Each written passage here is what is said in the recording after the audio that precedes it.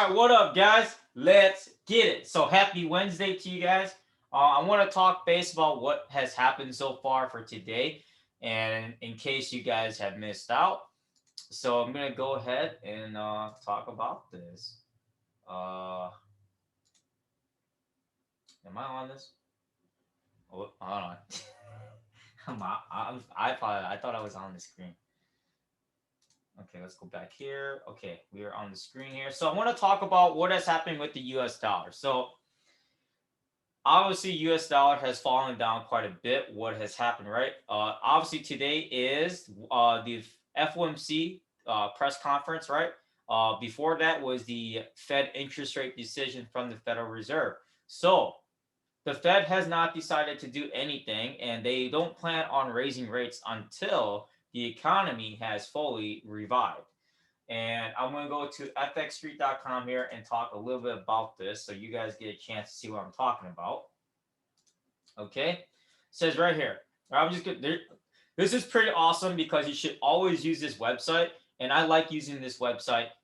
Based on reading on the fundamentals of currencies, right? Especially when it comes to interest rate decisions, gross domestic product, all the central bank speeches from the presidents, right?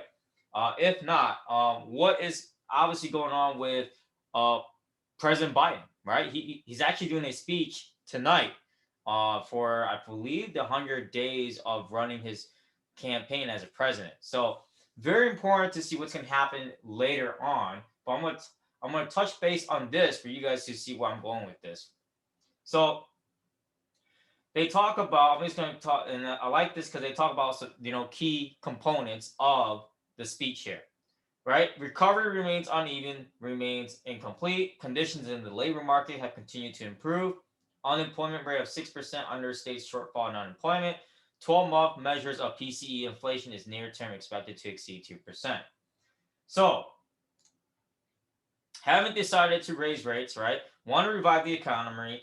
Want to be able to see where they're going to go and stimulate the economies in other ways, right? And other benefits for the lower class. And that's what basically what Biden is doing. And I want to hop in here. Let's see. I want to see. Come on, come on. All right, let's talk about this right here. Okay.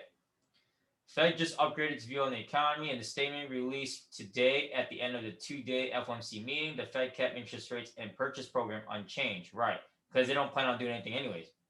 As expected, the central bank offered no hints about a tapering in the pace of an asset purchases. Let's see here.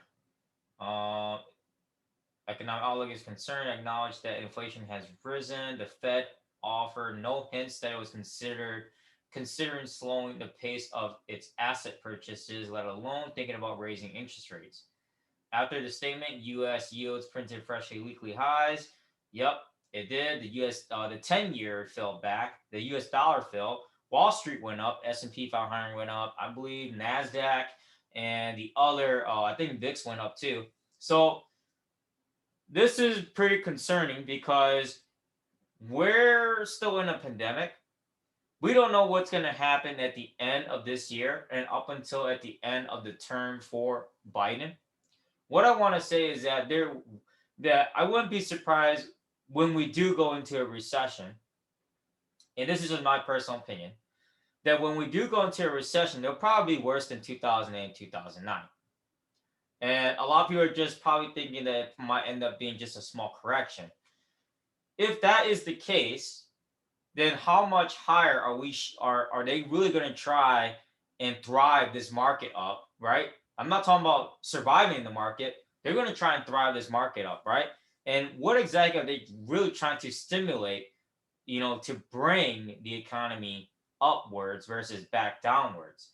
And if you guys look at the housing market is huge right now, and there's not enough homes to buy, and people are overbidding for homes.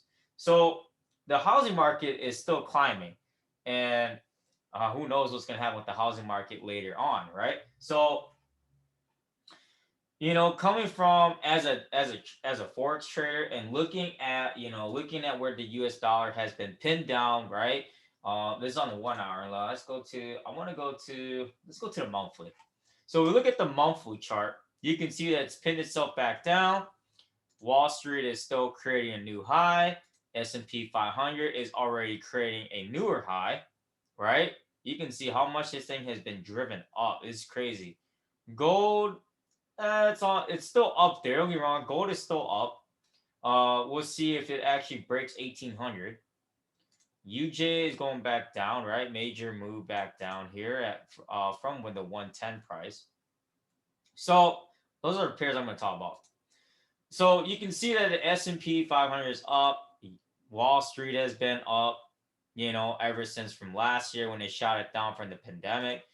Dollar has been down, and since this whole month, the U.S. dollar has been down. And so you know the biggest, like I said, the biggest challenge is that when are we ever going to see this market correction for Wall Street, the housing market, and it really comes down to when things are going to start, when there's not enough investors, when there's not enough buyers, right? I know the interest rates are pretty low right now, and they're trying to keep it that right now, and trying to revive as much as they can. So we'll see when things start bringing itself back up, especially when the Fed decides to do their interest rate decision, and also what's going to happen at the end of this year, and what could possibly happen for next year. And so, other than that, like I said, this was a big move for today for the U.S. dollar going back down, and obviously this is on the monthly. So I'll go to the 4 hour, and you can see that it's been downtrending ever since the month of April. So this is the month of April. I'm going to show you this right here. Month of April, right? And it's been down, and we're closing in at the end of April here. So this is a major move going back down for the U.S. dollar index. Overall, I wouldn't be surprised if they shoot the U.S. dollar down even more. Now, if Wall Street and S&P 500 and the big Fortune 500 companies are going to keep continuing going up, then you have to justify yourself. Okay, they're going to try and create newer highs, and they're not going down anytime soon.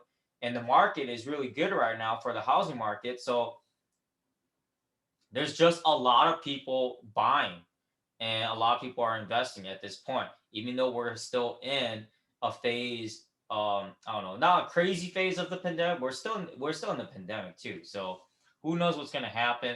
Like I said, I'm waiting for a huge market correction, and I don't know when that's going to happen. So maybe at the end of Biden's term, if not, maybe at the end of this year.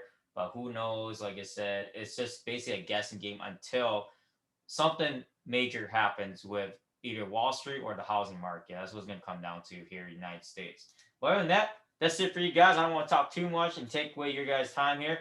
Like I said, happy hump day. It's Wednesday, right? And I'll do another video, but it'll be in Hmong for you guys. So for those of you that are Hmong forex traders, much love to you guys. Okay, I will I will do a video. Okay, come on, Hmong, okay. Other than that, peace out, guys.